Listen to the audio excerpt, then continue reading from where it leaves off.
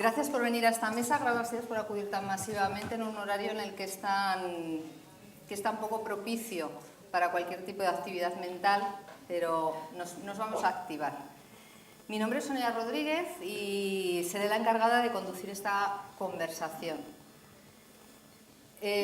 Su asistencia demuestra el gran interés que despiertan los ponentes y el tema que nos va a ocupar esta tarde. Tenemos con nosotros a Christian Felberg y José Antonio Ritoré.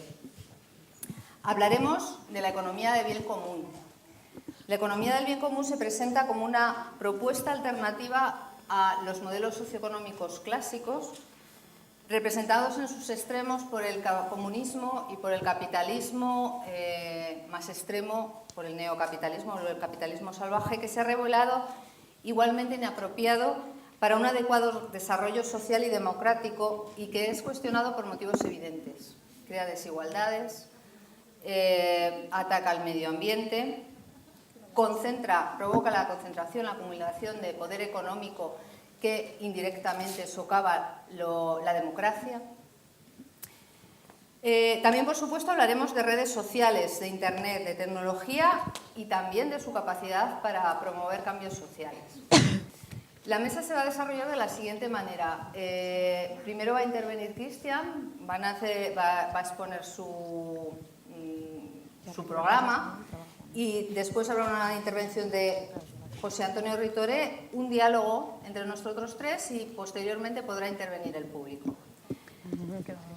Les paso pues a presentar al primer ponente. El primer ponente es Christian Felberg. Christian es una persona polifacética, es bailarín, pero también estudió filología románica, estudió español, ciencias políticas, psicología, sociología y estudió español, que es muy importante para nosotros, para mí y para ustedes. Nos facilita mucho la comprensión de su teoría económica.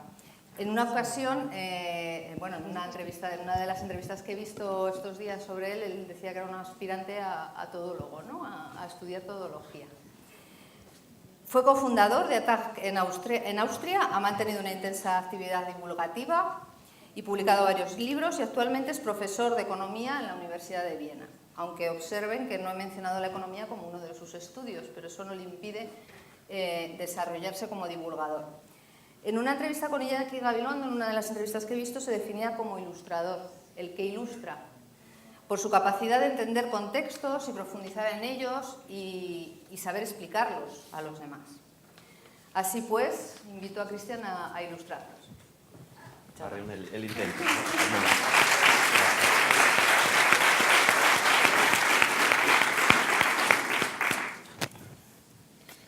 A ver, la carpeta. Al menos haré el intento. Una faceta, no sé si me pueden ayudar con... Aquí está. Aquí está. Hoy una faceta del todo es el constipado, así que esta no es mi voz normal. Pero sí, los viajes de Buenos Aires a México, a Los Ángeles, a Japón y Yakarta están cobrando su precio en esta semana. Así que sí, pido su comprensión por la rara voz que hoy voy a tener. Muy bien, y voy a hacer una presentación relámpago porque hemos avanzado bastante en el tiempo y no voy a dar la versión completa de la presentación de la economía del bien común para tener más rato para la conversación en el panel y después con todos ustedes. Bien, la economía del bien común empezó en el 2010. Es una nueva narrativa, cómo podríamos entender y practicar la economía, pero unida a una democracia más profunda y dentro, en el seno de una civilización más sostenible. En todas las partes del mundo la gente está preguntando en grandes mayorías un nuevo modelo económico, tanto en países pobres como en países ricos. Por ejemplo, en México el 82% de las personas están deseando una economía más justa, más sostenible, más democrática, más pacífica en primer lugar, y en Alemania es el 88%. Y esto a primera vista es una paradoja, porque en los países más ricos todavía un porcentaje más alto está pidiendo un cambio de sistema Y la respuesta es que los parámetros y los indicadores y los temas en los cuales los economistas clásicos se están enfocando no son los más relevantes para la felicidad de las personas y para nuestra calidad de vida, para la buena vida de todos, ¿no? Ahí son otros indicadores, otros temas, otros valores que cuentan, desde la felicidad y la salud, las relaciones florecidas, la democracia en funcionamiento, los ecosistemas estables, incluyendo el clima mundial y la paz, por ejemplo, ¿no? Y esto en la economía clásica no se pone el énfasis. El otro día di un paseo por la selva tropical en Costa Rica y el profesor que nos había invitado nos contó que la semana anterior había dado el mismo paseo con su hijo y le tenía que decir cuando tenía su edad, pues la biodiversidad era el doble. Es una pérdida de riqueza genética y biológica del 50% en tan solo una generación. Esto es un empobrecimiento progresivo y acelerado que los economistas no incluyen en sus modelos. El otro día estuve en el Parlamento Europeo con el economista jefe de la Comisión Europea y nos estaba orgullosamente presentando sus modelos matemáticos sofisticados, macroeconómicos, y le pregunté cómo está considerada la biodiversidad en este modelo preferido, y me preguntó, ¿bio qué? Eso es muy triste y explica la brecha entre la ciencia económica clásica, las élites políticas que están tomando decisiones de política económica correspondientes, y la percepción mayoritaria de las poblaciones, de los ciudadanos.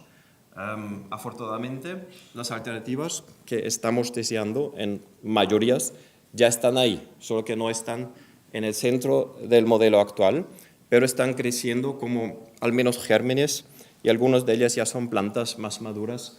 Y no solamente son estas, esta es la lista corta, es una lista bastante más larga. Tapas es inglés igual que Tina. Tina quiere decir there is no alternative, un dicho de Margaret Thatcher, y tapas es la respuesta there are plenty of alternatives. Es decir, es inglés, pero son igual de diversas que de deliciosas que los aperitivos que tanto apreciamos en este país, ¿no? Y la economía del bien común solo es la última en la fila porque es la más joven. Empezamos en el 2010 y hoy día estamos observando y apoyando actividades en 25 países, entre ellos España. Aquí hay una asociación federal para el fomento de la implementación y la co-creación del modelo, y hay otras 4 asociaciones regionales y una quincena de grupos regionales a los cuales se puede adherir cada persona o crear otros nuevos. Eso también es posible. El crecimiento es bastante rápido porque la alternativa al menos está intencionada como holística, y es por ello por lo cual no he podido estudiar ciencias económicas en Austria, porque no es una ciencia holística. Holística en este sentido quiere decir que no solamente es una teoría de cambio completa y consistente, un modelo teórico que comprende las 20 piedras angulares del orden económico, sino que también un movimiento altamente participativo. De momento somos 3.000 voluntarios en todo el mundo y más de 2.000 empresas que se han adherido, y son cada vez más municipios. Mañana tengo el honor de firmar con la Universidad de Salamanca, casi al ladito, un convenio de colaboración con la Asociación Federal de España para promover actividades de investigación, de enseñanza, de aplicación y de diseminación pública en el ámbito de la ciencia, ¿no? Eso es solo un ejemplo de cómo está creciendo y de qué de participativo es el movimiento. Y último, pero no menos importante, y aquí que comulgo bastante con José Antonio, estamos tratando de encontrar una respuesta a las deficiencias de las democracias representativas, que ahora mismo estamos observando con mucha preocupación en todas las partes del mundo. Y hay una teoría dentro de la ciencia política, que una de las asignaturas que finalmente estudié, me animé a estudiar, y esa teoría es la de la postdemocracia, y dice que formalmente tenemos los elementos de la democracia en buen funcionamiento, porque todos los elementos están ahí. Podemos elegir entre distintos partidos políticos, ellos forman los gobiernos, parlamentos, que hay más órganos y en el mejor de los casos tribunales constitucionales que vigilan la Constitución, pero los frutos, los resultados que emanan de los parlamentos en muchos casos no representan ni en la más mínima medida las preferencias, las necesidades y los valores mayoritariamente compartidos por las poblaciones, ¿no? Postdemocracia. Yo prefiero nombrarlo predemocracia. Esto nos da una perspectiva un poco más optimista porque mañana, a lo mejor, o pasado mañana, la alcanzaremos, la democracia más real, que yo suelo llamar la democracia soberana. La vamos a conocer en 10 minutos. Pero empiezo con el modelo. El modelo teórico, de nuevo, es un enfoque holístico a la economía. Si ustedes se hacen la molestia de abrir al menos una vez un libro de texto de la ciencia económica, no va a encontrar en el primer capítulo, a ver, cuáles son los contextos de la economía, cuál es la función de la economía y cuál es su propósito, cuál es su objetivo. No va a encontrar. Va a encontrar una fracción de los mercados, solamente existen mercados, no existe otra forma de practicar la economía, y luego algo que nos lleva ya directamente a las matemáticas. Ya está, ¿no? Y no hay reflexión sobre los contextos, sobre el por qué, cuál es el objetivo, cuál es el medio, todo eso no existe, ¿no? Y por eso esto es una oferta alternativa. Primero preguntamos cuáles son los contextos a los que la economía en su conjunto podría servir como herramienta, las sociedades humanas con sus valores, desde la dignidad y su protección hasta la democracia, y el contexto todavía mayor, los ecosistemas del planeta, que son la última fuente de todo valor económico, ¿no? Por eso deberían incluirse tanto en la teoría económica como en la práctica empresarial, sin diferencia, ¿no? Esto sería un enfoque holístico. Desde un enfoque holístico, pues el objetivo superpuesto de las actividades económicas podría ser, eso es una posibilidad, no es una necesidad, el bien común. Y la experiencia cuando voy a los institutos o a las facultades de economía en mi tierra o a las escuelas de negocios y pregunto a los estudiantes qué es lo que os cuenten a vosotros sobre el objetivo de la economía, la respuesta suele ser pues el dinero, el beneficio financiero, el lucro, ¿no? Y esto es una contradicción, porque el bien común y el dinero no son lo mismo. Son dos alternativas igual opuestas. Al menos esto lo dijo Aristóteles. Él diferenció dos términos de cómo entender y practicar la economía hace 2300 años. Y esta distinción de términos, a mi juicio, debería figurar en cada libro de texto de ciencias económicas, de comercio o de administración de empresas, ¿verdad? O de teoría de gestión, porque es tan alucinante esta distinción que nos abre un horizonte muy, muy amplio. El primer concepto de la economía es la raíz del nombre, economía, ¿no? Oikonomía. Oikos, la casa, nomos, esto ya es interesante, las reglas éticas, el diseño ético de cómo gestionar la casa para alcanzar un fin. El fin es el bienestar de todos aquellos que habitan la casa.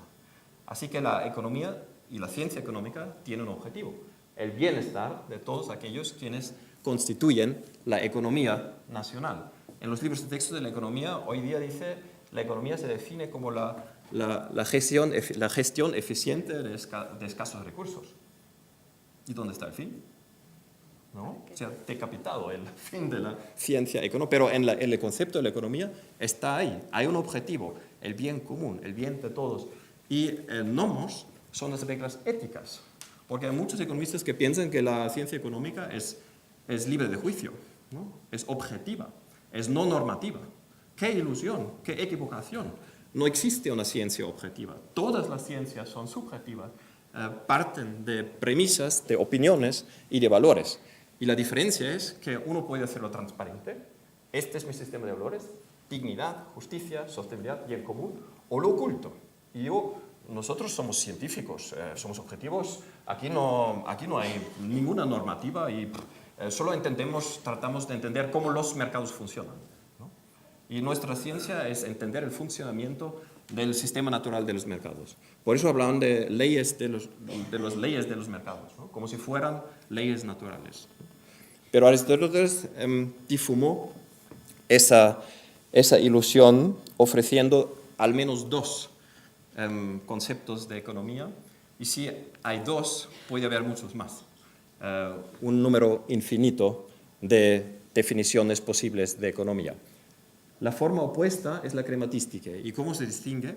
Mientras que en la economía el dinero, el capital, es un medio y nunca puede ser el fin de las actividades económicas, en la crematística es a la inversa. Porque cuando el capital, su incremento, el dinero se hacen el objetivo de las actividades económicas, entonces ya no es economía, dice Aristóteles, es su oposición, es crematística. Crematística quiere decir el arte de ganar dinero e enriquecerse. Hoy lo solemos llamar capitalismo. Es decir, crematística, capitalismo, o economía, economía. Y eso es lo alucinante, ¿no? Hasta la fecha pensábamos que la única alternativa al capitalismo es el socialismo. Y ahora nace otra alternativa, que es la economía, que igualmente es la oposición del capitalismo. Y la economía del bien común no es otra cosa sino una economía originaria, porque el bien común está contenido en el propio concepto griego. Eso lo tenemos que recordar porque los crematísticos han ocupado el término de la economía, han echado fuera el sentido originario o nos han hecho olvidar el sentido originario y han rellenado el concepto con el sentido opuesto. Esto es muy importante saberlo para al menos poder decidir si queremos establecer un orden capitalista o un orden económico. Esto lo debemos decidir conscientemente, constantemente, no solamente en los estudios de economía, sino que también los órdenes democráticos y políticos. Ya viene el buen mensaje. Las constituciones han optado, en todos los casos, sin ninguna excepción, a favor de la economía y en contra del capitalismo. Eso es muy importante recordarlo, saberlo y reconocerlo. ¿Por qué es tan importante saber cuál es el objetivo y cuál es el medio y no confundirlo? Porque es tan importante que quiero enseñar un gráfico. Este gráfico es muy ilustrativo. Esto es crematística, ¿eh? Funciona, ¿no? Sin problema. A lo mejor no para todos, sino para mucho rato, pero es posible. Y esto también es posible, esto es la economía, ¿no? Y a lo mejor funciona para más personas.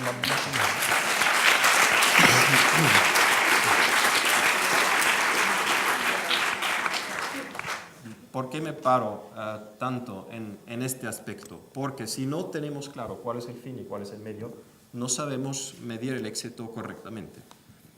¿Están de acuerdo que el éxito se suele medir en primer rango de acuerdo con el alcance de los objetivos y no en primer lugar de acuerdo con la acumulación de los medios? ¿Están de acuerdo o no? Piénsenlo.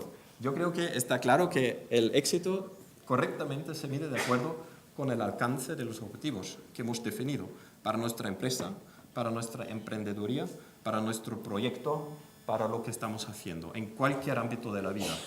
Y en la economía lo estamos haciendo a la inversa. Porque si miran cuál es el parámetro de medición de éxito en la economía de hoy, todos se refieren a los medios. Eso es una falta de metodología.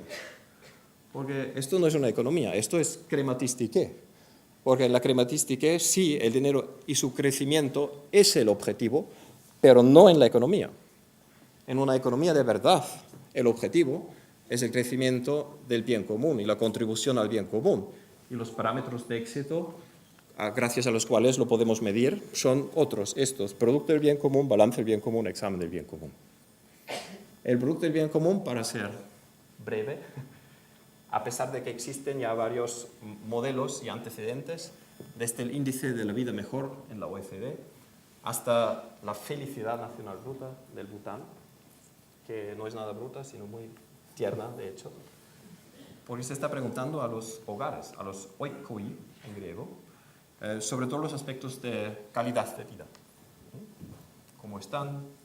cuál es la confianza con los vecinos, qué tal están los peces en el río, hay guerra o paz, cómo duermen.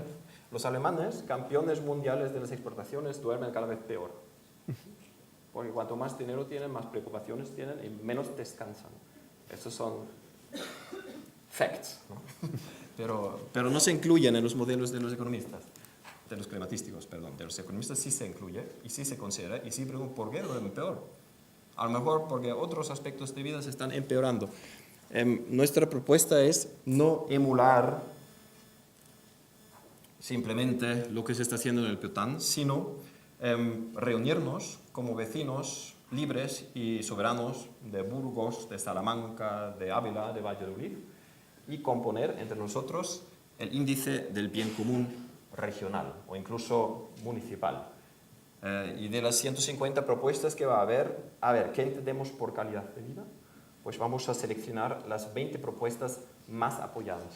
Y de estas se compondrá el índice del bien común de la región, que luego lo sintetizaremos al producto del bien común a nivel nacional o incluso europeo.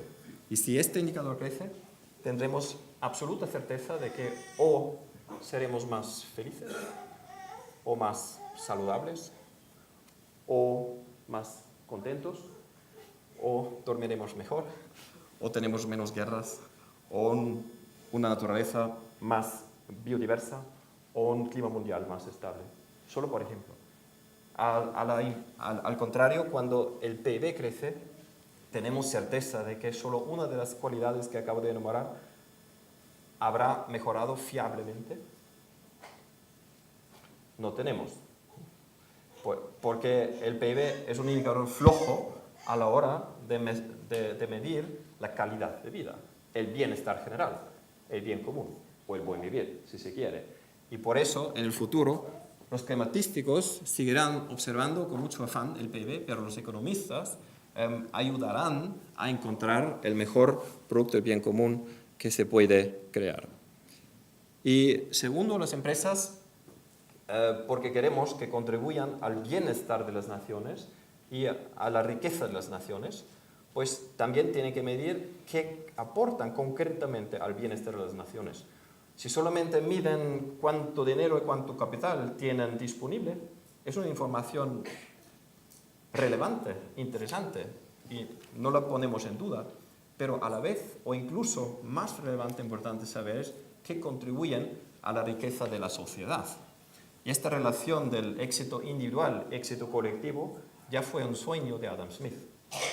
Él soñaba con que las empresas privadas individuales exitosas contribuyan fiablemente al éxito de la sociedad en su conjunto. Y hoy tenemos que incluir el planeta y nuestros hijos y nietos. Pero por parte de Adam Smith, el economista más famoso de todos los tiempos, el padre de la economía nacional, que a su vez no era economista, sino filósofo moral. La ciencia económica nació desde la filosofía moral incluso y se olvidó. Hoy si alguien habla de valores en la economía, dicen, bueno, vete a estudiar filosofía. Y Adam Smith era filósofo moral, un experto para la ética. Bien, y él tenía ese sueño, I have a dream. Pero hoy día es posible que las empresas exitosas no contribuyan al bienestar y la riqueza de las naciones, sino al malestar y el empobrecimiento de las naciones. Y desde la teoría de juego sabemos si permitimos al mismo tiempo el foul play y el fair play, aquellos quienes se van a salir con la suya serán los foul players, porque tienen menos escrúpulos. Y esto es un diseño flojo de la economía. Adam Smith llamó la mano invisible, pero la invisible mano no puede tomar cargo, no puede tener efecto. Nosotros proponemos que se haga visible para que esta relación se haga fiable, y la mano visible es el balance del bien común. El balance del bien común mide que una empresa contribuye concretamente, en términos muy concretos, al bienestar general de la sociedad y del planeta. Y bueno, como esto es la versión rápida, solo cito el resumen más lúcido que se ha hecho, que es de una onceañera de Barcelona, Victoria. Ella, después de haberme visto en la televisión, se acercó y me preguntó, oye, Cristian, lo que nos has preguntado ayer es exactamente el mundo que los niños de hoy queremos para el futuro. Y yo quiero implicarme en vuestro movimiento y solo para tener certeza si te he entendido bien. Yo entendí que el balance del bien común mide si el producto de una empresa tiene sentido en el sentido de satisfacer necesidades básicas, cuál es su impacto en el medio ambiente y en el clima mundial, cómo son las condiciones laborales, cómo se distribuye la riqueza y qué de democrática es la forma de tomar las decisiones. ¿Te he entendido bien, Cristian? Victoria, con todo respeto, es el mejor resumen que he escuchado en mi vida. Con tu permiso lo voy a repetir en mis apariencias públicas. Bien, más importante que los temas concretos del bien común, desde las condiciones laborales hasta la democracia, es que el resultado sea medible, comparable, figure en todos los productos. Los productos nos tendrán que contar toda su historia, toda la información ética tiene que figurar en todos los productos y luego podemos dar prioridad no solamente entre los consumidores, porque miren, los consumidores hoy día ya tenemos la libertad de comprar los productos más éticos, pero son más caros, porque las empresas toman mayores consideraciones, tienen costes más altos y por tanto los precios son más altos. Esto es una desventaja competitiva de las empresas más fieles con los valores constitucionales. ¿Qué contrasentido es este? ¿No? Tendría que ser la inversa. ¿Y se puede conseguir? Por supuesto se puede conseguir. Pues, ¿cómo se puede conseguir? Vinculando el resultado del balance del bien común a incentivos legales para las empresas que ya existen, desde los impuestos hasta la contratación pública, desde el más o menos libre comercio, esto sería comercio ético, cuanto más responsablemente y sosteniblemente te comportas, más libremente podrás participar en el comercio mundial y a la inversa. Hasta la financiación a través de los bancos. Los bancos primero investigarán el impacto de cada inversión en los valores fundamentales y en los bienes comunes. Y solo si una inversión no hace ningún daño en estos valores, en estos sumos valores y bienes comunes, también se hace el proceso de examen del riesgo financiero acostumbrado. Y si ambos exámenes se pasan, fluye el dinero donde debe fluir en un desarrollo holísticamente sostenible o verdaderamente económico. El resultado sería este. Economía de bien común aplicada. No es un chiste, pero no es todo lo que queremos. Un poco más teóricamente, la propuesta es cambiar las reglas de juego a afán de lucro y contrapetencia, porque competencia de hecho es cooperación, literalmente en latín. Es decir, por eso proponemos cambiar la contrapetencia por la cooperación y el afán de lucro por la contribución al bien común, como primer objetivo de las empresas, ¿no? No es que no puedan obtener un beneficio financiero, porque tiene que vivir, pero no es su objetivo máximo supremo. Este es la contribución al bien común y el esfuerzo que las empresas hagan tendrá una repercusión significativa y palpable al balance financiero. Y así las reglas o las leyes de los mercados, que no son leyes naturales, sino decisiones democráticas, en el mejor de los casos, estarán en coherencia y en sintonía con los valores de la sociedad, valores relacionales y constitucionales. Mientras que en este caso el vivir de las deficiencias y de los vicios humanos incluso será recompensado en la economía eufemísticamente llamado de libre mercado, que es un eufemismo. Pero hay que descubrirlo, hay que calarlo, hay que entenderlo y luego se puede cambiar. Bien, esto ha sido el núcleo del modelo. El modelo completo es mucho más amplio, pero en 25 minutos no hay tiempo para presentarlo todo. Eso sí es el último punto de relevancia. Me imagino que muy en línea de la filosofía de José Antonio, estamos soñando, de momento estamos soñando con una democracia soberana. Esto se puede entender literalmente, como todo en mi discurso. Estudié ciencias políticas y me dijeron que la soberanía es un un concepto clave de la democracia. Pero el significado originario no me enseñaron. Lo tuve que buscar, investigar, porque no fue fácil. Y hoy lo sé, soberano viene de superanus en latín y quiere decir literalmente estar por encima de todo. Es decir, en una democracia soberana, en la cual la instancia soberana somos todos nosotros, los ciudadanos, el pueblo, pues nosotros tendríamos el derecho y la capacidad de cambiar los otros elementos clave. Desde la Constitución sería nuestra competencia exclusiva mandar el Parlamento, el Gobierno, decidir sobre cada acuerdo internacional e incluso cada ley. Esto sería una inversión de poderes entre los ciudadanos que hoy en muchas de las mayoría de las ocasiones están en el fondo y no en el tope. Bien, y si las personas pudiesen redactar o al menos cambiar las constituciones,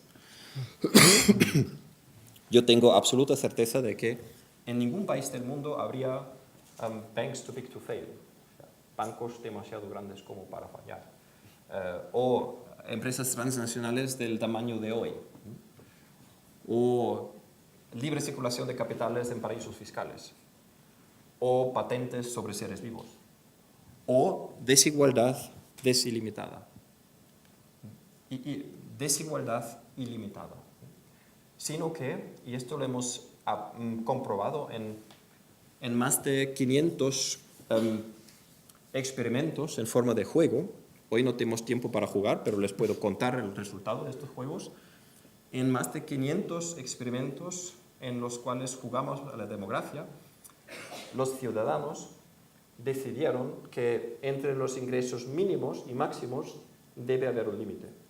O sea, ninguna persona debería ganar menos de eso en una hora y ninguna persona debería ganar más de eso en una hora. Esto es la voluntad muy mayoritaria en estos 500 experimentos y el resultado concreto es el de la izquierda, el factor 10. Es decir, sí a la desigualdad, pero a la desigualdad limitada. Y para comparar, los pilares, los otros pilares representan la realidad, ¿no? O sea, las decisiones de nuestros parlamentos en países supuestamente democráticos, que yo llamaría predemocráticos, porque los parlamentos ni se hacen la molestia de tocar el tema, porque están demasiado íntimamente entrelazados con las élites económicas y financieras. Bien, para cerrar, el movimiento está creciendo en muchos países, aunque empezó como un germen minúsculo en Austria con una docena de empresarios y emprendedores pequeños, medios y micro. Hoy son más de 2.300 y entre ellos empresas cada vez más grandes, de todas las ramas, empezando por la agricultura orgánica, pasando por empresas sociales, hasta bancos, pero también universidades, institutos. La primera con un balance bien común es la de Barcelona. La primera con una cátedra Economía del Bien Común es la Universidad de Valencia. Y son cada vez más municipios. Uno de los primeros, no demasiado lejos, Miranda de Azán, cerca de Salamanca, pero hoy son cada vez más. En un par de días iré a Villena, cerca de Alicante, para certificarles.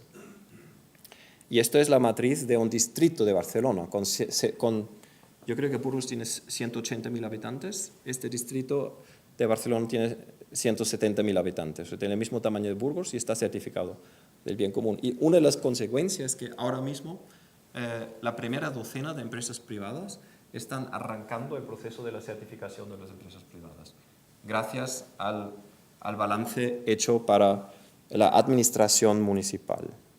Bien, y a la cabeza de las decisiones políticas también está la Comunidad Autónoma de Valencia Ellos han pasado ya una ley para promover la economía del bien común, su implementación y futura evolución.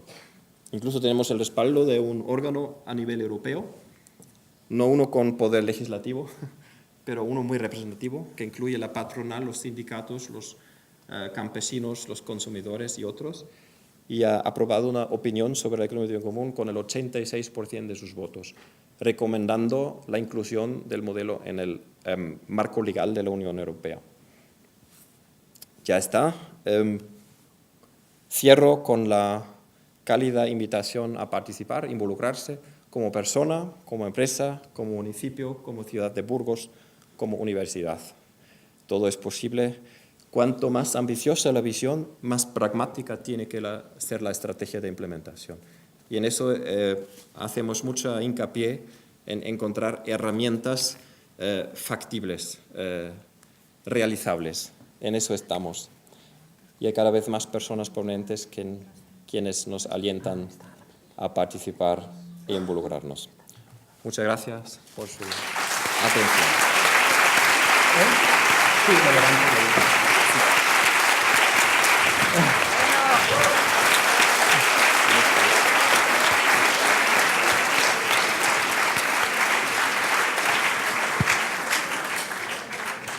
Muchas gracias, Cristian. Espectacular. Ahora tenemos a nuestro siguiente ponente, que se está ocupando él de buscar su presentación. Mientras tanto, voy a presentarle. José Antonio Ritore es periodista, ha desarrollado su trabajo en periodismo social y medioambiental, principalmente en medios de comunicación como Diario 16, como el suplemento Tierra del País o lainformación.com. Siempre ha compatibilizado ese trabajo periodístico informativo con la comunicación digital de empresas e instituciones. Estuvo trabajando bastantes años dirigiendo la comunicación de la obra social de Caja Madrid y posteriormente ha trabajado en el departamento digital de la agencia de publicidad Kitchen. Actualmente es director de Change.org en España, que se presenta como la mayor plataforma de peticiones del mundo. Os dejo con José Antonio, gracias. Gracias. Bueno, muchas gracias, Sonia. Gracias a la organización por invitarme y sobre todo gracias a vosotros que estáis aquí en una hora difícil. Y difícil es el reto, porque claro, yo no voy a hacer una voltereta, ni el pino. O sea, esta ha sido una mala pasada que me has jugado. Pero tengo una cosa que voy a sacar, que es una cosa sencilla, pero muy importante para todos los que inician peticiones en Change. Salgo medio segundo. Y es esto. Pensaréis que es una caja de cartón. Lógicamente es una caja de cartón. Además está vacía, que es una pregunta que nos hacen siempre que la gente que va a entregar firmas nos hace los periodistas, ¿no? Están todas las firmas ahí dentro. Pero esta caja es muy importante, ¿no? Os voy a poner una foto, que por cierto es una foto de Asís G. Ayerbe, un fotógrafo de Burgos, que muchos ya conoceréis. Y esta caja es el momento de poder en el que muchos ciudadanos se enfrentan a sus decisores, ¿no? Cuando van a llevar sus firmas al ministerio, a la consejería, al ayuntamiento, a la empresa en la que quieren dirigir su petición, ¿no?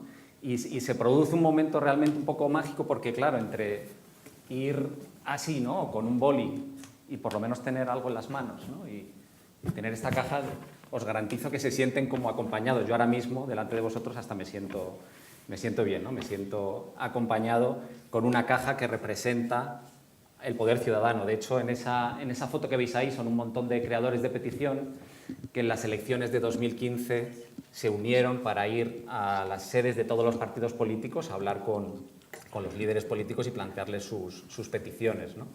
Y recuerdo que Pedro Piqueras en su telediario alguien le hizo un titular que era muy bonito, que era "El poder cabe en una caja de cartón". Bueno, pues tiene cierto punto de realidad, ¿no? Entonces, yo os voy a hablar, 10 minutos, muy rápido, vais a ver a muchas personas aquí, porque la base de Change, más allá de la tecnología, que es lo que ayuda a muchas personas, son las personas. Sin personas como vosotros, Change no tendría éxito y no podría existir. Voy a contar muy rápidamente cómo funciona y como tampoco tiene más que ver con bien común que con economía, lo voy a pasar muy rápido y luego si queréis, si alguno tiene alguna duda, que me la pregunte, encantado. Y también os voy a hablar del derecho de petición, que es algo histórico que figura en todas las constituciones y que tiene un poco que ver también con la historia de Change, ¿no? Os iré presentando personas. De esta persona que está aquí os hablaré luego mucho más. Se llama Ana González y bueno, pues es una mujer increíble que luego os contaré la historia, pero bueno, simplemente para que veáis también lo que os decía, el poder de la caja de cartón, ¿no? Este es Miguel Ángel Hurtado, que hace más de 2 años inició una campaña para que los abusos sexuales no prescribieran. Ahora que estamos hablando tanto de abusos sexuales, él fue el iniciador de una campaña junto con Vicky Bernadette y Gloria Viseras, 2 víctimas de abusos sexuales, y en esas urnas lo que van son juguetes de niños abusados. O otra entrega de firmas en la que Cristina Romero, junto con un técnico de la Generalitat y una chef, Ada Preciada, pues llevaron, además de sus firmas, croquetas recicladas, hechas con comida reciclada, a los diputados y a los periodistas, porque en España, desgraciadamente, la mayoría de colegios, la comida que sobra se tira, ¿no? Y hay mucha gente haciendo campaña para que eso no pase. Pero bueno, son muchas historias y el objetivo de traeroslas es simplemente para que veáis que estos son gente como vosotros, como yo, ciudadanos normales, empoderados, ¿no? Y esa es un poco la misión de Change, empoderar a las personas para que promuevan los cambios que quieren ver. Así de sencillo, ¿vale? Es dar poder a cada uno de nosotros para que cuando tengamos un problema, una necesidad o nos indignemos por algo, pasemos a la acción, ¿no? Y nosotros lo que hacemos es proponer las herramientas necesarias para poder iniciar un movimiento y para poder comprometerte con tu campaña, con tu historia, ¿no? Y presentándoos a más gente os voy a poner la persona que inspiró un poco la historia de Change. Este chico se llama Nick y es el hermano del fundador de Change.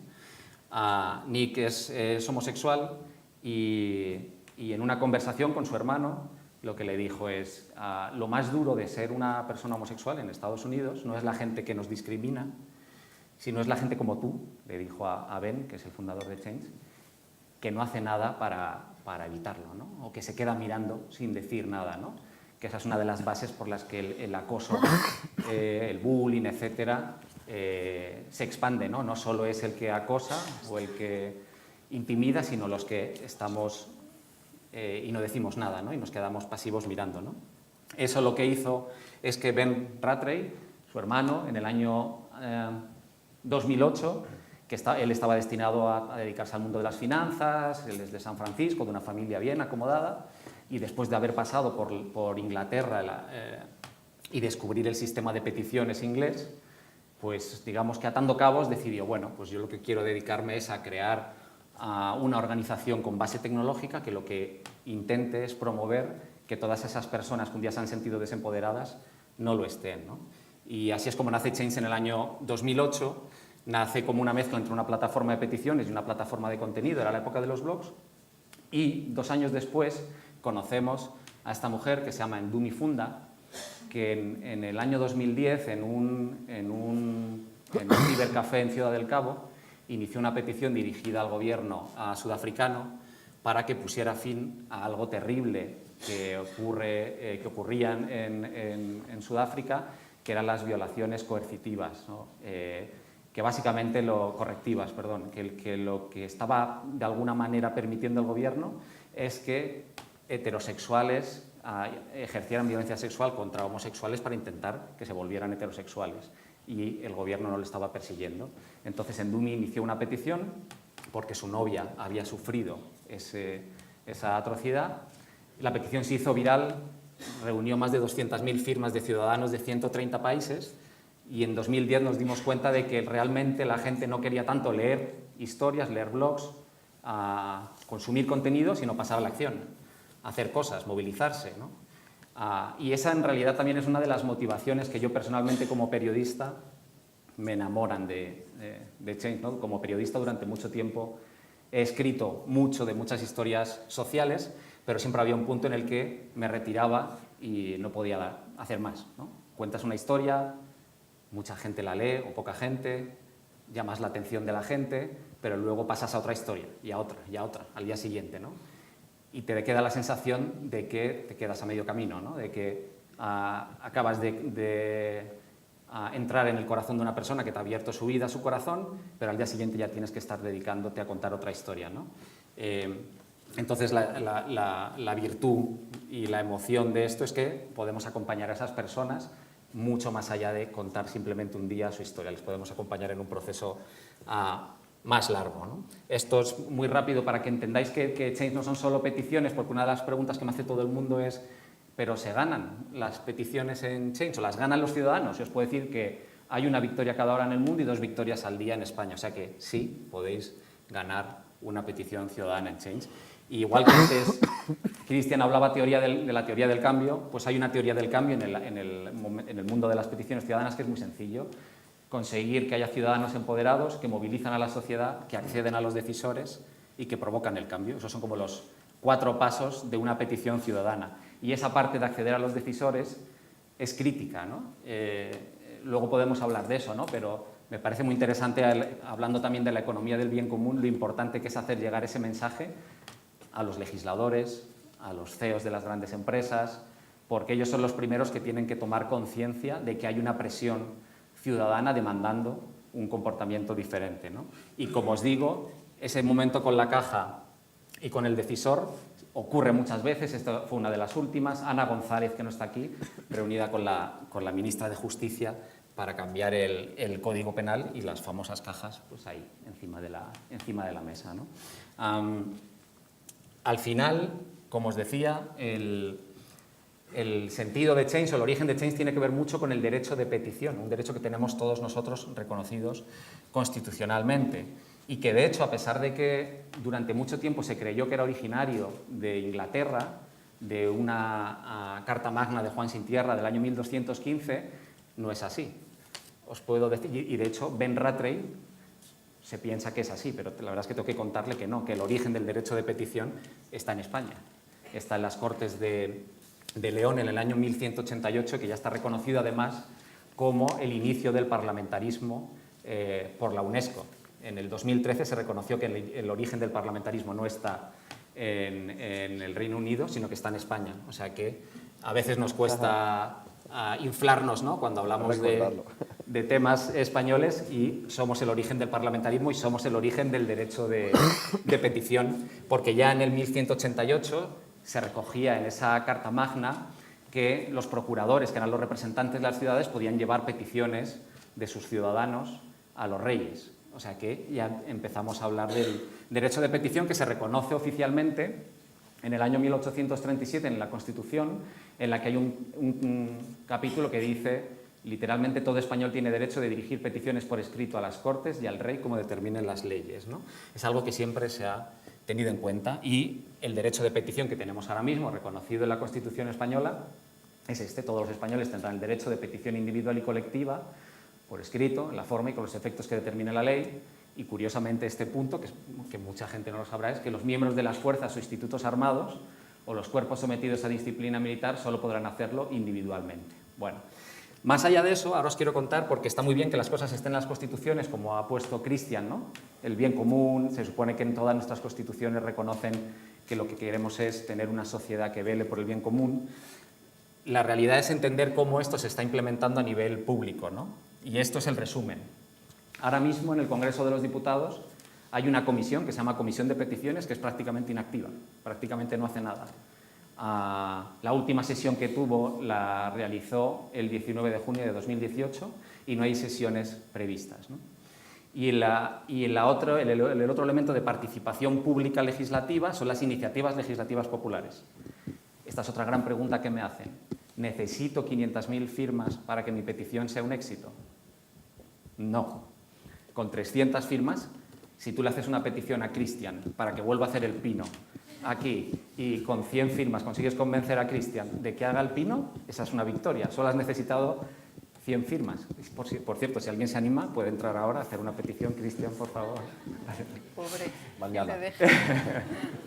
Entonces, 500.000 firmas son los que necesitan las iniciativas legislativas populares, que es el mecanismo constitucionalmente reconocido para promover leyes. Pero os puedo decir que en 40 años de democracia se han presentado 122 y solo 2 han resultado un éxito, y son esas 2 que veis ahí. Una proposición de ley sobre deudas comunitarias, que se tramitó entre el año 95 y el 98, y una proposición de ley para la regulación de la tauromaquia como patrimonio cultural, básicamente para designar a la tauromaquia como patrimonio cultural, ¿no? ¿Por qué? Porque, claro, tienes que reunir 500.000 firmas en un periodo máximo de 9 meses, te piden un montón de datos, y solo las grandes organizaciones que tienen un apoyo económico, financiero, se lo pueden permitir, ¿no? Pueden sacar mesas a las calles, pueden recorrer toda España buscando firmas, y eso no es realmente favorecer el derecho de petición. Eso no es promover que todos nosotros podamos pedirle algo al presidente del gobierno o a las Cortes o al rey, ¿no? Y os puedo contar que en 8 años en los que está Change en España, porque empezamos en 2010, ha habido diversas iniciativas que han llegado al Congreso y que se han convertido en cambios legislativos, de decretos, etcétera, ¿no? El último de ellos es de esta persona que al principio os contaba, ¿no? Ana González. Ana González perdió a su marido Óscar en un accidente de coche. Bueno, él iba montando en bici y un camionero le atropelló y le abandonó, no se quedó a auxiliarle, ¿no? Y eso destrozó a Ana, y Ana lo que hizo también es convertir esa indignación y ese dolor en algo positivo, ¿no? Decidió iniciar un movimiento para que eso no volviera a ocurrirle a nadie, ¿no? Porque resulta que en el Código Penal actual, si tú atropellas a alguien, esa persona fallece en el instante y tú te das a la fuga, no tienes ninguna responsabilidad penal. Si se queda malherido, sí, pero si muere, no. Una cosa que es absolutamente un sinsentido, ¿no? Ana inició una petición que se convirtió realmente en un movimiento social apoyado por ciclistas, asociaciones deportivas de todo tipo, cantidad de gente en torno a la historia emocional y emocionante de Ana y de puro sentido común y de pura lógica. Y la semana que viene, en la Comisión de Justicia del Congreso de los Diputados, ya con el acuerdo de todos los grupos, se vota esa modificación del Código Penal, que luego tendrá que pasar al Pleno y luego al Senado, pero en la que ya todos los grupos políticos están de acuerdo. El Código Penal se va a modificar, se va a cambiar esa particularidad, y no solo eso, también se va a cambiar, porque luego a Ana se le unieron más personas, se va a cambiar el hecho de que conductores que atropellen y causan muertes estando seriamente borrachos o drogados, las penas van a poder ser mayores, porque hasta ahora eran de máximo de 4 años, ¿no? Podías matar a 4 personas en un accidente, estando a lo mejor muy drogado, muy bebido, y lo máximo a lo que te enfrentabas son 4 años, ¿no? A mí me gusta decir que muchas veces los ciudadanos encontráis agujeros y cosas que necesitan ser equilibradas, ¿no? Cuestiones que de alguna manera están fallando, y sois vosotros los que tenéis la capacidad de descubrirlas y elevarlas, ¿no? Más ejemplos, y no me voy a extender mucho más. Elena Alfaro, una arquitecta madrileña que lo que le indignaba es conocer a familias que tenían que pagar un dineral por los libros de texto cada año. Elena Alfaro consiguió introducir en la Ley Orgánica de Educación una disposición adicional para que, de alguna manera, se combinara, se obligara a las comunidades autónomas a que todos los colegios públicos tengan bancos de libros de texto gratuitos para las familias con pocos recursos. Y ahora las comunidades están implantando esas leyes, y una de las primeras está siendo Madrid, de hecho, la Comunidad de Madrid, de forma que los libros de texto para las familias sin recursos no les van a costar dinero. Y todo lo inició una mujer, como ya lo cuenta, en la cocina de su casa a la 1 de la mañana con un móvil, iniciando esa petición, ¿no? O esta historia que es muy bonita también. Luis es un donante vivo. Él tuvo que donar a su hija una parte de su hígado para que su hija pudiera seguir viviendo. Y resulta que a todos los donantes vivos en este país les pasa algo, o les pasaba algo dramático, ¿no? Y es que, claro, tienen que faltar con cierta regularidad al trabajo para someterse a pruebas, recuperación, y en la mayoría de empresas privadas, desgraciadamente, lo que les pasaba es que les echaban, ¿no? En el momento en el que empezaban esos procesos, les echaban. Entonces Luis, junto con un montón de compañeros de una asociación de padres de enfermos de hígado y de riñón, ha conseguido una iniciativa legislativa, una proposición no de ley que combina y que ha hecho que el gobierno reaccione para proteger a todos estos donantes en vida y que nunca puedan ser despedidos de sus empresas cuando tienen que hacer donaciones en vida, ¿no? Por poneros algunos ejemplos, pero hay más, y no solo legislativos, porque os he hablado del derecho de petición, pero si hoy en día nos enfrentamos a una empresa para hacer una reclamación a una empresa, pues seguramente muchos de vosotros lo conocéis, ¿no? Es un camino desesperante absolutamente, ¿no? Entonces, cualquier petición puede dirigir peticiones a empresas, a gobiernos, partidos políticos, líderes políticos, y cada día y cada semana vemos cómo personas ganan campañas.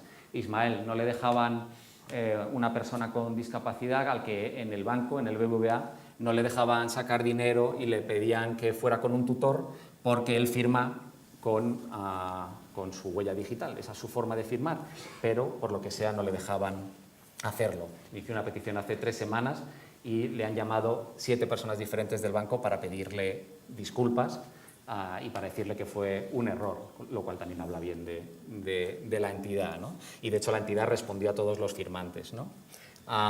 Yolanda, una mujer víctima de violencia machista, con una niña con parálisis cerebral que iba a ser desahuciada. Consiguió que la entidad financiera no le desahuciara. O esta historia que igual la habéis visto también últimamente en medios. Este es Gabriel, un adolescente transexual al que en el registro no le dejaban cambiarse el nombre, ¿no? De hecho, ha provocado que haya también un decreto para que los registros no puedan hacer eso nunca, no solo en su caso, sino que no pueda volver a ocurrir nunca, ¿no?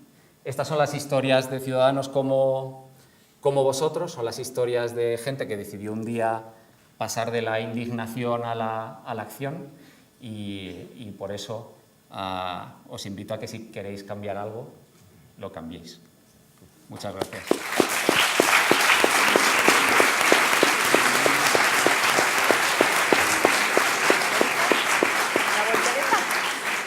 No, que te digo, la voltereta. Me falta. Este es tu vaso. Perdona, vale. te lo tenemos justo aquí. Bueno, muchas gracias a los dos por esta exposición. Vamos un poco apurados de tiempo, o sea que la conversación que vamos a tener este rato va a ser más breve de lo que nos gustaría, porque lo que sí que me gustaría es tener algo de tiempo para daros paso a vosotros a que preguntéis a aquello que os resulta de interés. Así que vamos a ir al grano. ¿Qué opináis? Os voy a preguntar sobre nuevas tecnologías y sociedad del cambio, que es un poco el contexto del Foro de la Cultura en este año.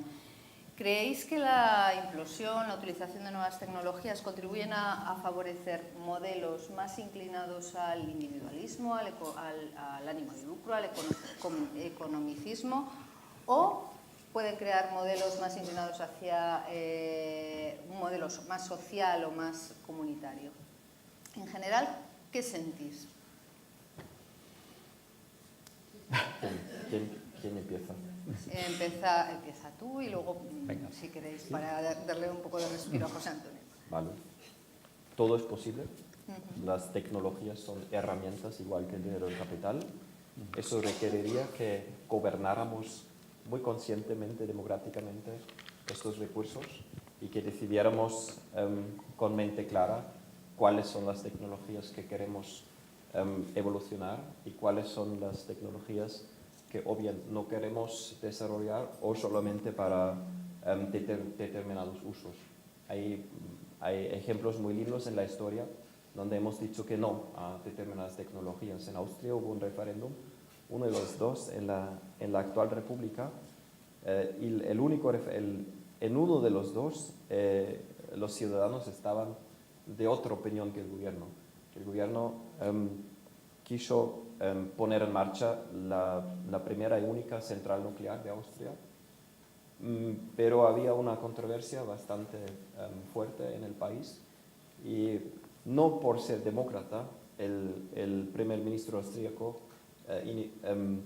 decretó un referéndum, sino porque estaba seguro de que iba a ganar, pero se equivocó y el pueblo votó a favor de la no puesta en marcha de la central nuclear. Otro ejemplo sería la ingeniería genética en la agricultura, ¿no? O la agroquímica. un referéndum en un municipio del norte de Italia, de Mals, pues la gente votó con un 70% a favor de la prohibición total de los pesticidas en la agricultura.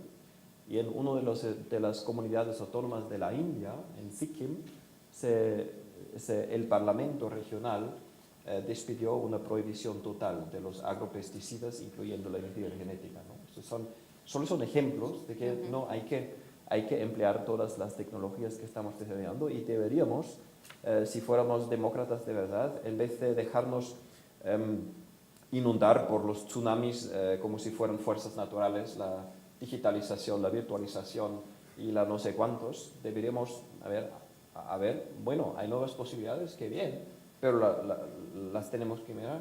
Si realmente nos proporcionan más sentido en la vida, si nos realmente facilitan el trabajo, si son más ecológicas que las anteriores, y solo si aprueban ese test ético, entonces las vamos a admitir y seguir desarrollando. Para dar dos ejemplos positivos, perdón, el balance del bien común funciona a través del código R, ¿no? Y si escaneo con el móvil, o si no quiero utilizar el móvil, que también debería ser una elección libre, miro en casa en el ordenador cuál es el performance y los rendimientos éticos detrás de este producto. Ahí la nueva tecnología es un gran logro, y sí queremos implementarla. Y el mejor ejemplo será algún día, con todo respecto a tu cajita, pero yo sueño con el día en el que seremos ciudadanos mundiales, tendremos nuestra cuenta virtual democrática, en la cual podemos seguir los temas políticos desde el nivel municipal hasta las Naciones Unidas, y obtendremos progresivamente no solamente el derecho de petición, sino que también el derecho de información, primero, el derecho de consulta, segundo, el derecho de petición, tercero, y el derecho de, bueno, en esta dirección, ¿no?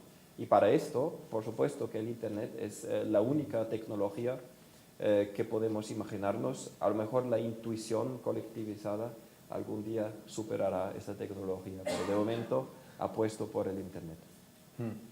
Sí, la verdad que muy parecido. Al final la tecnología depende de cómo la usemos las personas y con el propósito que la usemos. La tecnología en sí misma no es ni buena ni mala. La clave es tener personas en las empresas clave o en los gobiernos clave que deciden sobre las tecnologías haciendo las cosas adecuadas, ¿no? Entonces, lo que podemos hacer respecto a eso, pues es hacer llegar el mensaje de Cristian, hacer llegar el mensaje, o muchos mensajes, ¿no?, que hemos escuchado estos días aquí, ¿no?, que la tecnología siempre es un aliado si se utiliza para generar bien común.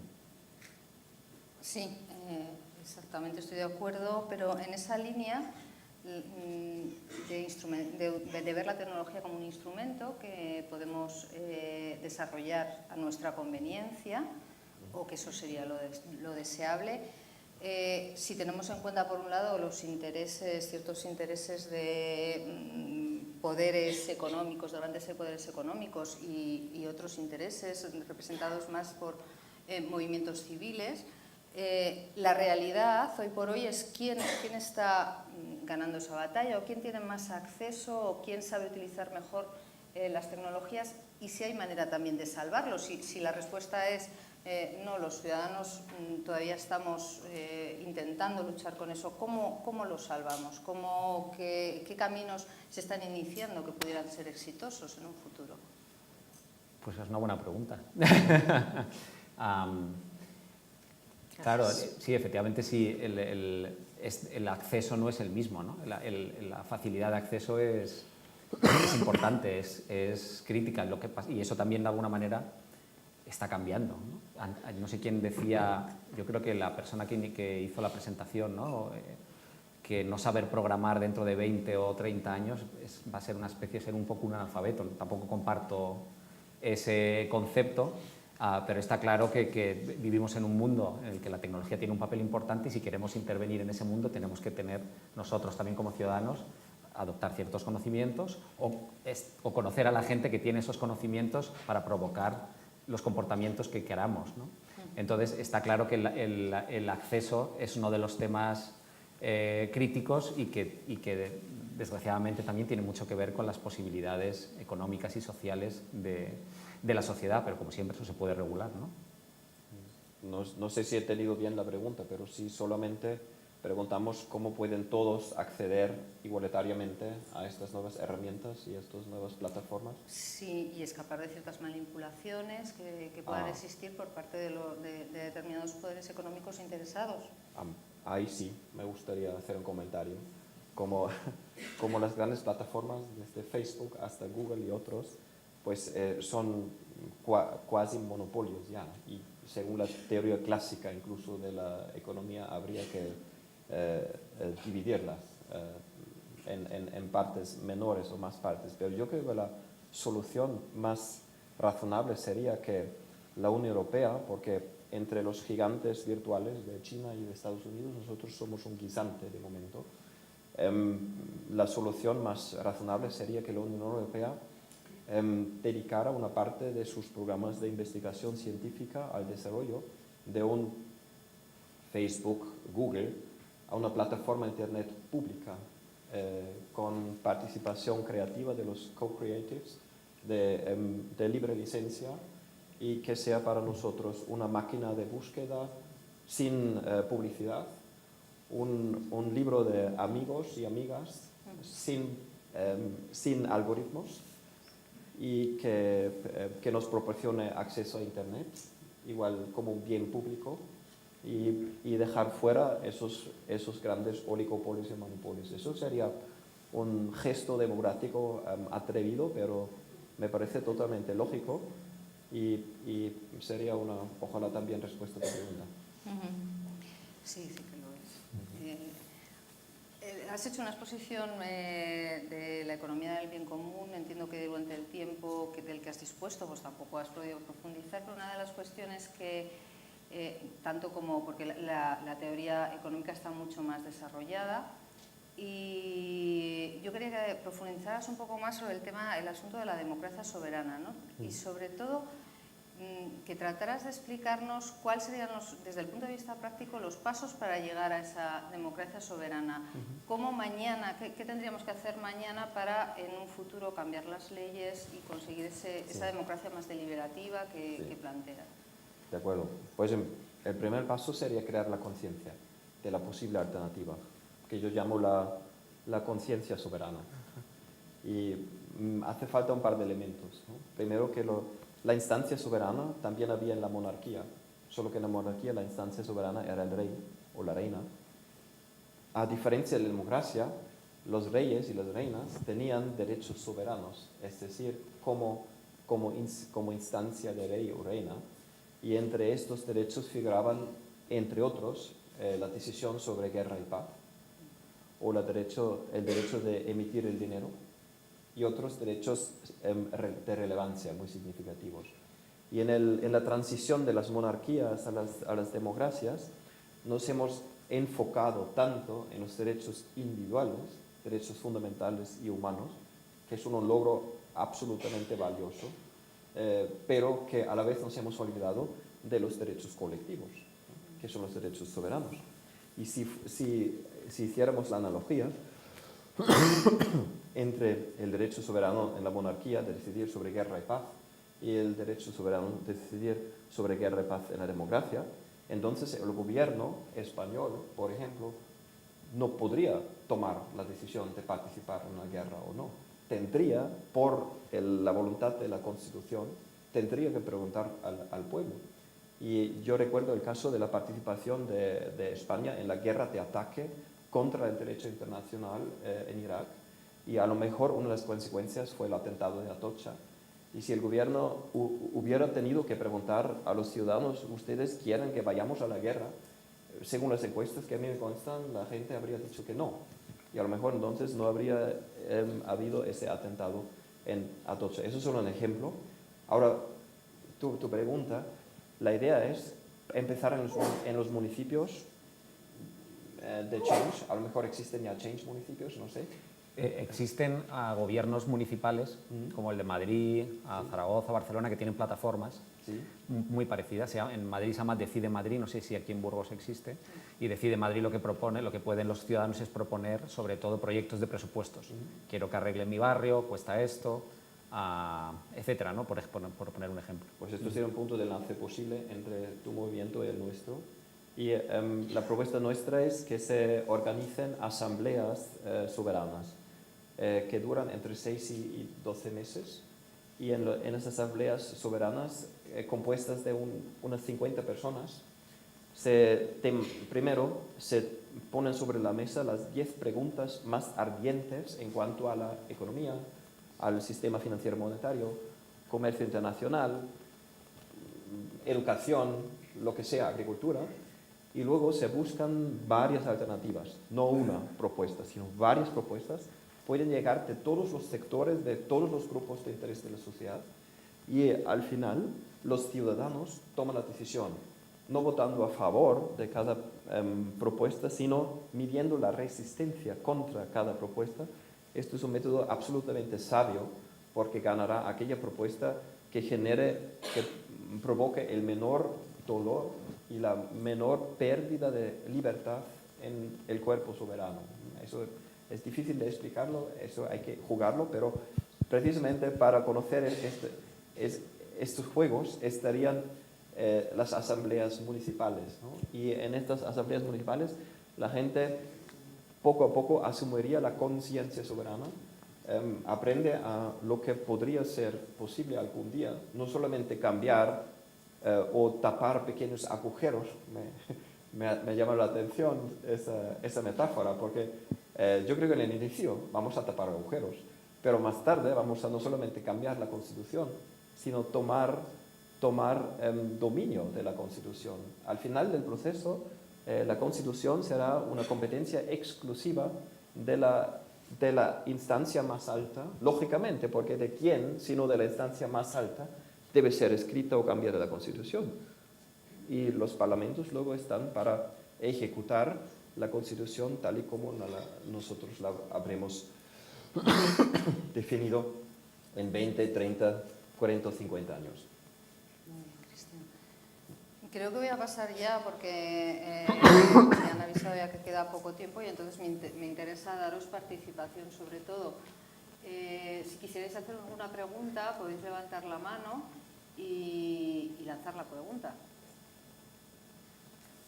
Por ahí creo que había una persona, ¿verdad? Sí, sí, es tan amable. Bueno, primero, ¿se me oye? No. ¿Hola? Sí. Ahora. Disculpa mía. Bueno, enhorabuena a los dos por las iniciativas, me parecen fantásticas. La pregunta es para Cristian. Me ha parecido entender que la estrategia, por decirlo de alguna manera, de su iniciativa o de este proyecto, bueno, proyecto no es muy adecuado, Movimiento. ¿Es correcto? Vale. Es de abajo a arriba ir implicando a todos. ¿Hay alguna estrategia definida o se plantean de alguna manera otro tipo de estrategias de arriba abajo? Me explico, ¿no? Sí, puede funcionar de ambas vías. O sea, la intención, el espíritu es de abajo arriba y esa es nuestra preferencia. Pero funciona igualmente si un gobierno hoy decide vamos a introducir los balances del bien común igual de obligatorios que los balances financieros, ningún problema. Y estamos hablando con los gobiernos, que esto no sea malentendido. El hecho de que prefiramos la democracia soberana como visión de largo plazo y que prefiramos el camino de abajo arriba no quiere decir ni mucho menos que no hablemos con los gobiernos de este. Perdón. Pobre Cristian. Está bien. Desde el nivel municipal hasta las Naciones Unidas. Sí estamos en buen contacto. Un ejemplo solamente, en Alemania, en el Parlamento alemán, ahora mismo estamos construyendo un grupo interpartidario, creo que en español, es decir, entre todos los partidos que están representados en el Parlamento a favor de la economía del bien común. Y eso es la buena noticia, a pesar de la competencia feroz que tenemos que aguantar y observar todos los días entre los partidos dentro del Parlamento. También hay mentes más ilustradas que están dispuestos a la cooperación por encima de las fronteras de los partidos. Eso está funcionando, es solo un ejemplo de cómo estamos con mucha pasión y con mucho esfuerzo tratando de colaborar también con los parlamentos y gobiernos actualmente en cargo.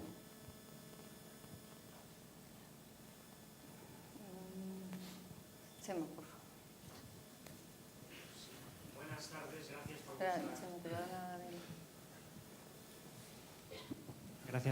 Gracias por vuestra exposición. Buenas tardes. Suiza votó, si no recuerdo mal, en contra de establecer una diferencia salarial máxima de 1 a 12, creo. Sí. Votó en contra de establecer la renta básica garantizada de ciudadanía. La ciudadanía británica votó a favor del Brexit. ¿La ciudadanía se equivoca cuando toma decisiones? ¿Cuál es vuestra perspectiva? Bueno, no solamente puede equivocarse, porque democracia directa o el derecho a petición no garantiza el resultado que yo deseo, porque solo podría juzgar si el pueblo se equivoca desde una perspectiva singular. Pero por supuesto entiendo, y en Suiza el pueblo realmente se equivocó, desde mi perspectiva, pero esto no fue una falta de opinión adolescente del pueblo suizo, sino una falta de proceso inteligente, lo cual es lo siguiente. En Suiza, una propuesta, cuando salta el umbral de 100.000 firmas, se pone referéndum y ya está. Y si por acaso la propuesta proviene de los jóvenes socialistas, muchos suizos acomodados se asustan y no quieren ser identificados con los jóvenes socialistas ni votan en contra, primero. Segundo, para una parte no despreciable de la población suiza, el factor 12 era demasiado alto y votaron en contra porque preferían un factor menor. Yo me encontré con muchos suizos que votaban en contra por ser a favor de un factor menor, ¿no? Y por eso el resultado que tuvimos. Ahora la alternativa. Primero, cuando una propuesta de los jóvenes socialistas salta el umbral, vamos a tener otros 6 o incluso 12 meses para propuestas alternativas. Y la Federación de la Industria puede decir, pues nosotros proponemos que haya un límite de 1 a 1000. Y pueden decir los no sé cuántos, nosotros preferimos el 1 a 20. Esto lo dijo por acaso el fundador del Foro Económico Mundial, Klaus Schwab, propuso el 1 a 20. Y otros pueden proponer el 1 a 7, el 1 a 10, el 1 a 15.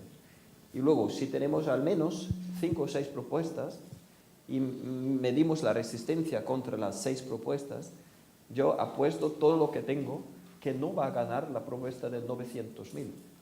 Porque esa es la propuesta que ganó sin estar siquiera en la hoja, porque es la consecuencia del no, ¿no? Y yo, según mi experiencia, a lo mejor habría ganado el factor 20. Bueno, entonces tendríamos hoy en Suiza el factor 20 en vez del 900. Pero como solo podían votar a favor del 12 o en contra del 12, pues sí, al final una mayoría votó en contra. Eso es cuanto a Suiza. Si nosotros, o en España recomiendo, si algún día obtendrán el derecho de petición con referéndum obligatorio, pues sírvanse del método del sistema, del consenso sistémico, que es el que acabo de describir. Y Brexit no fue un referéndum, fue un plebiscito. Referéndum es la petición popular, es un derecho de la población. El Brexit no fue una iniciativa de la población inglesa, fue un plebiscito como lo hacían los dictadores, ¿no? A ver, consultar al pueblo para que el pueblo o bien haga el trabajo sucio o bien me siga en mi opinión, ¿no? Eso fue en la Alemania nazi, por ejemplo, ¿no? En ambos casos el Parlamento puede tomar decisiones, puede pronunciar leyes, no hace falta que el Parlamento se sirva del pueblo. ¿Para qué lo elegimos? El pueblo, cuando quiere decir una cosa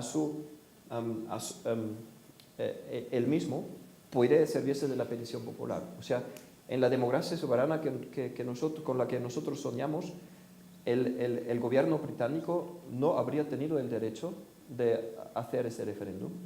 Y segunda explicación, y ya paso la palabra, si después de décadas de excluir la población de decisiones importantes, de décadas de empobrecimiento creciente y de exclusión política creciente y de disparar las desigualdades en todos los niveles, te ofrezco una válvula de escape un día, pues no es de sorprender que una mayoría, aunque escasa, pues hiciera uso de la válvula de escape. Pero eso no es democracia soberana. Bueno, yo te voy a responder con una pregunta. Y mi pregunta es, ¿no se equivocan los jueces? ¿No se equivocan los parlamentarios? ¿No se equivocan los ministros? ¿No se equivocan los presidentes del gobierno? Sí, todos nos equivocamos. Los ciudadanos también pueden equivocarse, pero claro, hay otras personas que tienen que tomar decisiones mucho más importantes que se equivocan todos los días. Había otro. Me gusta tu respuesta. Mucho. Buenas tardes. En la exposición que ha hecho Cristian al principio sobre alternativas diferentes al sistema neoliberalista actual, bueno, he echado en falta la teoría del decrecimiento. Entonces me gustaría, porque yo encuentro entre la exposición de contenidos que ha hecho Cristian, encuentro bastantes similitudes en cuanto a objetivos, en cuanto a formas de llevarlos a cabo. Entonces me gustaría que nos comentases si tú encuentras similitudes, conexiones, posibilidades de colaboración entre ese movimiento del decrecimiento y el movimiento de la economía del bien común. Gracias. Pues en cuanto al contenido, una coincidencia al 100%. En cuanto al nombre, discrepo, porque si tú ofreces una visión a la sociedad, tiene que ser una visión positiva. Y el decrecimiento no es una visión positiva. Y no es ni siquiera un objetivo. Porque como tarde, cuando lleguemos al punto de sostenibilidad de nuestra civilización, ya no hará falta decrecer más. Y entonces, ¿cuál es el próximo objetivo? O sea, el decrecimiento es ahora una estrategia transitoria hasta llegar al tamaño óptimo. Estoy citando las palabras de Ernst Friedrich Schumacher. Pero una vez que hayamos llegado al tamaño óptimo, no importa si es después de achicar o después de engrandecer, pues ni el crecimiento ni el decrecimiento seguirán siendo el objetivo, sino en ambos casos es una estrategia. Por eso yo renombraría ese movimiento. Para mí, la economía del bien común, la teoría del buen vivir, el Ubuntu o la felicidad nacional, en todos los casos incluyen la salud y la protección del planeta y sus ecosistemas. Incluso quieren conferir derechos legales a la naturaleza, reconocerla a Pachamama como sujeto legal, garantizándole la no lastimación de sus dimensiones vitales. Y como consecuencia, los seres humanos nos tenemos que restringir a un uso de los recursos biológicos que tienen cabida dentro de los límites ecológicos del planeta. Para no volver a enrollarme demasiado más, solo indico que la implementación práctica en la economía del bien común se llaman derechos humanos ecológicos. Y serían una solución tanto para el planeta como para nosotros.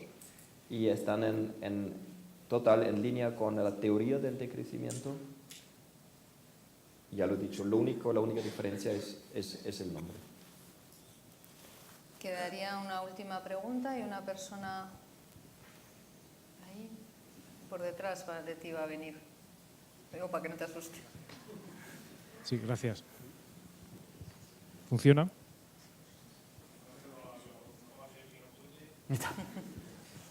¿Hola? No. Vale, gracias. Yo tengo la sensación como de estar acudiendo a una renuncia, por llamarlo de alguna manera, a una renuncia quizás de lo que fueron las viejas aspiraciones del movimiento obrero. Parece que se ha barrido a uno y con ese barrido se han barrido también a las otras, y que todas esas abstracciones, esas categorías que dominaban la vida y que era el valor, la mercancía, el trabajo y no solamente el dinero, como que de alguna manera se revalorizan, en este caso en términos sociales, ¿no? Como una revalorización social, y que el nuevo modelo social de repente es el emprendedor. Y me resulta curioso que esto ocurra justo en un momento en el que el mundo de la empresa, el mundo de la fábrica, mejor dicho, como que nos está dando la patada en el culo, ¿no? Como que el empleo como mercancía ahora mismo es un bien escaso.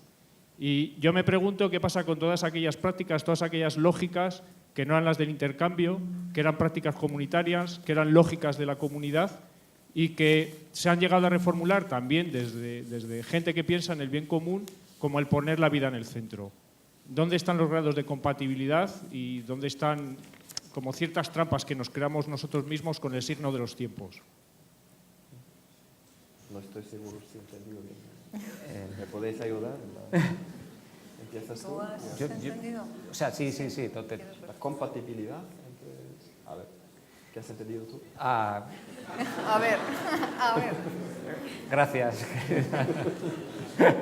No, O podemos hacer- no, o sea, entiendo que no es una pregunta directa, sino más que pensamos de... Es una reflexión. Es una reflexión, ¿no? Más la que quieres hacer sobre el valor del trabajo hoy en día, ¿no? ¿Qué pasa, bueno, por resumirla, qué pasa con todas las viejas aspiraciones del movimiento obrero y todas aquellas críticas que apuntaban a un corazón que ahora yo veo aquí que de alguna manera está, no sé si decir reviviendo, ¿no? Aunque sea bajo nuevos epígrafes, con nuevos títulos, social, ético, economía, etcétera, etcétera, pero al final es como volver a insuflarle un nuevo espíritu.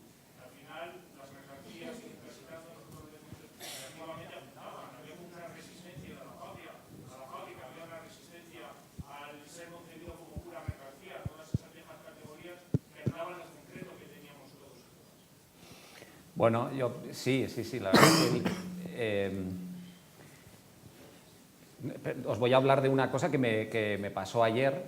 Ayer acompañé a Alfonso Zapico a una presentación de un libro en el Gamonal. Yo no conocía el Gamonal, solo conocía la historia que tuvo en 2014, ¿no? Lo que supongo que todos los burgaleses la conocéis, ¿no?